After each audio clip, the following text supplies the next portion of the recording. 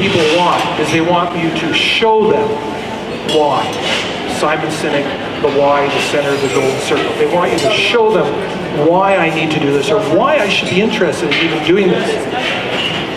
And so what they need, literally, instead of words, is they need what I like to call an emotion picture. A picture that's full of emotion that actually engages me. And I like this term, the emotion picture for the vision. So how do you go about creating this emotion picture that will engage people? Literally, a picture rather than words.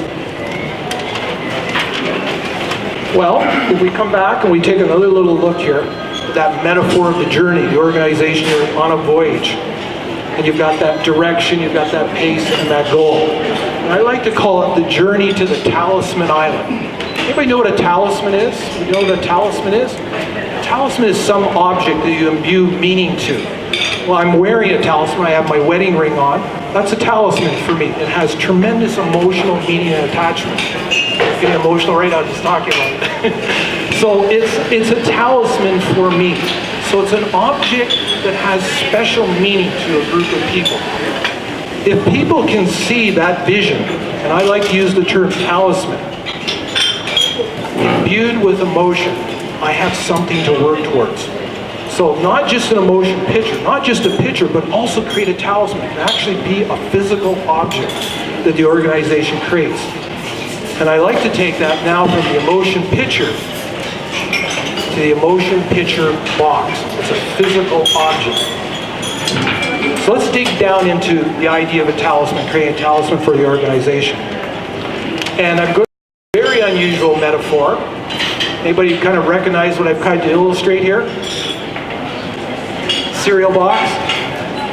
So very unusual metaphor. Why would I go to a metaphor like that? For a bunch of reasons. One, because it works. We're going to unpack this box in the next couple minutes here to help you understand. It's a marvel of marketing design. Where's our marketing person back there? It's truly a marvel of marketing. And it's a marvel of an emotion picture vision, whether you realize it or not. The other thing is in the organizations I work from high levels of organization in manufacturing all the way down to shop floor. Try to talk to people at the lower levels of an organization about vision. It's very abstract. It's not concrete. They can't latch onto it. When you give a metaphor like this and explain it like this, it becomes very real, tangible, tactile, kinesthetic, all those things that they can engage around emotionally.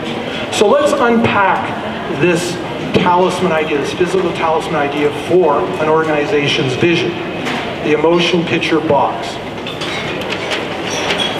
So if we look at the box and we analyze it a little bit, and actually I'm going to take one here and actually show you.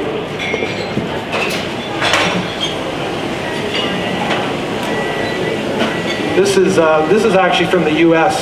So it's typical. I think you have typical ones here.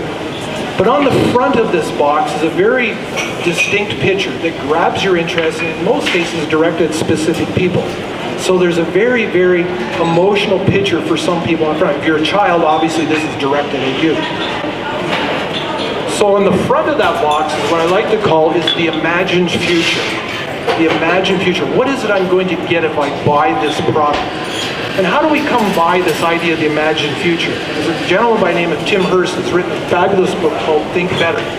Beautiful section in there in vision. Tim talks about the first thing is to create that emotional, imagined future. So if you get some image of that on the front, I'm literally talking photographs, drawings, whatever it is. Where does this whole idea of the box actually originate from as a talisman? A wonderful another book called Game Storming. And in Game Storming, it describes an exercise that's called Build the Box That It Comes In. This exercise is developed for software, people developing software. Because what they develop is so ethereal, not tangible, that they even had a hard time themselves in creating software.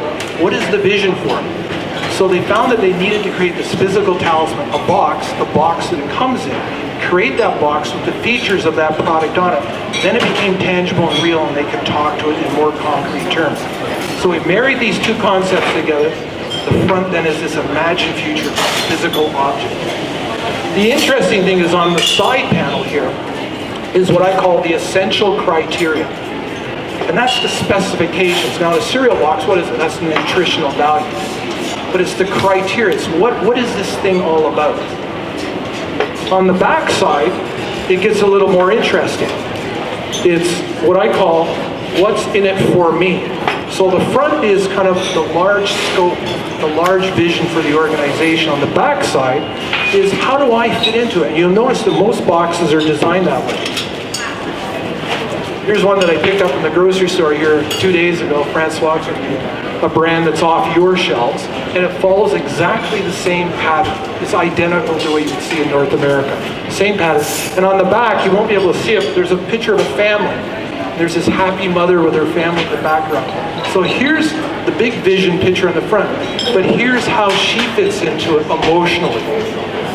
Emotional, imagined future, here I buy this, and then here's what's in it for me as a person in the organization of this family. On the side here is the technical specifications. So let's take this just a little bit further. And that other side panel can be a combination of the imagined future or the essential criteria.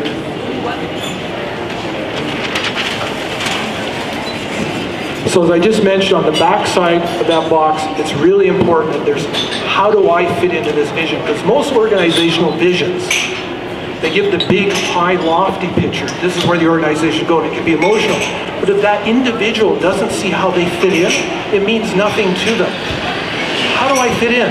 How can I see myself, and why is it better that I'm going to be, in the future, partaking in this?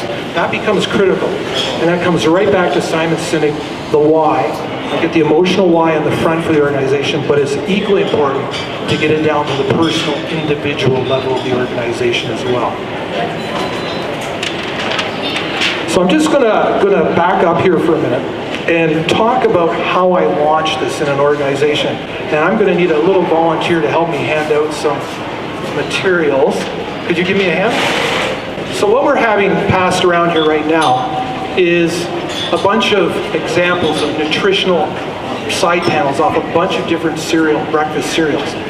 And what I do when I introduce this exercise, this concept in an organization, recognize that I'm working at all levels of an organization, okay? I hand this out early in the workshop, and I say to them, there's 8 different breakfast foods on there, the nutritional values. You have all the data you need. And what I'd like you to do is decide which one of those foods you would like to eat every day for the next year. Imagine what this looks like. It's a sea of data. And we say to people, decide which one you want to eat for the next year.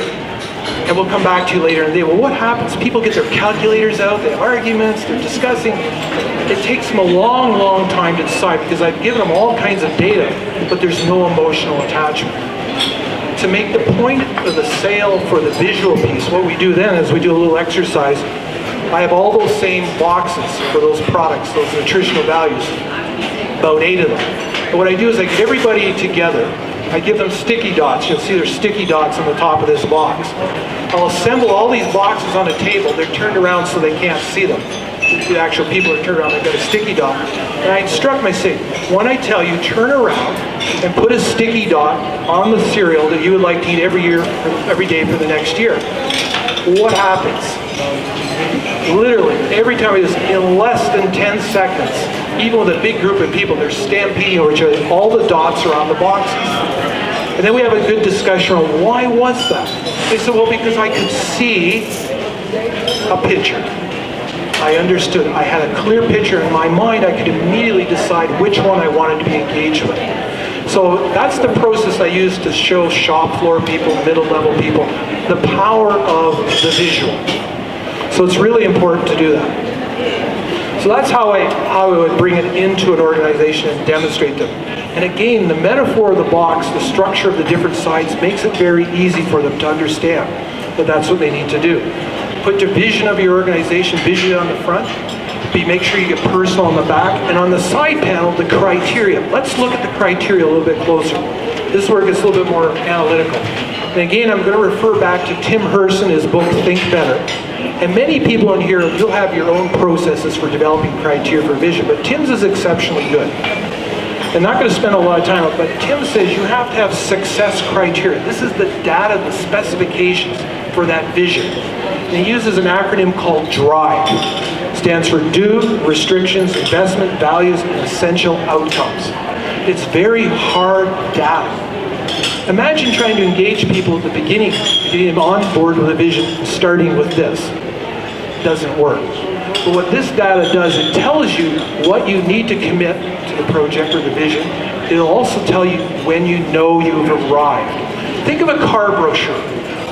You know, they're not common now because everything's electronic. In the old days, a car brochure, what did it have on the front? This beautiful, sexy picture of you imagining you having that car.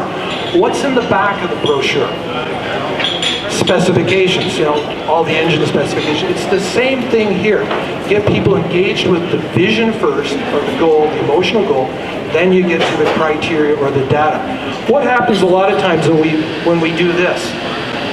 We pick up the one we want based on the emotional response in the back, and then what do? Oh, the data's not so good. But then you rationalize why it's okay because you've bought into the emotional piece.